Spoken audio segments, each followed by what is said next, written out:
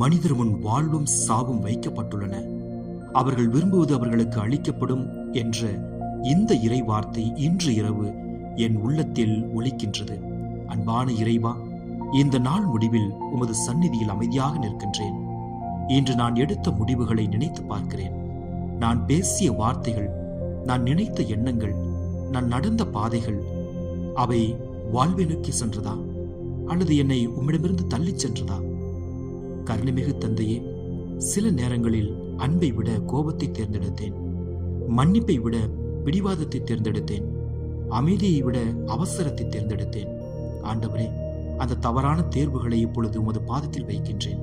என்னை மன்னித்து என் இதயத்தை புதுப்பித்து அருள் புரிவீராக. வாழ்வை தேர்ந்தெடுப்பது என்றால் உம்மை தேர்ந்தெடுப்பதே என்று எனக்கு புரிய வையுங்கள். உண்மையை பேசும் துணிவு, அன்பை செய்கின்ற மனம், மன்னிப்பை வழங்கும் இதயம், இவற்றை என்னுள் உருவாக்குவீராக. என் குடும்பத்திற்காகவும் ஜெபிக்கின்றேன். எங்கள் வீடு வாழ்வை தேர்ந்தெடுக்கும் இல்லமாக இருக்கட்டும். சண்டைக்கு பதில் சமாதானம், பகைமைக்கு பதில் மன்னிப்பு, சுயநலத்திற்கு பதில் தியாகம் கொண்டதாக இருக்கட்டும். நாளை நான் எடுக்கும் ஒவ்வொரு முடிவும் உம்மை மகிழ்விக்கும் முடிவாக இருக்கட்டும். இந்த இரவை உமது அமைதியில் ஒப்படைக்கின்றேன். என் உயிரும் என் எதிர்காலமும் உமக்கே ஆண்டவரே. நாளையும் நான் வாழ்வை தேர்ந்தெடுக்க அருள் புரிவீராக. எங்கள் ஆண்டவராகிய கிறிஸ்து வழியாக உம்மை மன்றாடுகின்றேன். ஆமென்.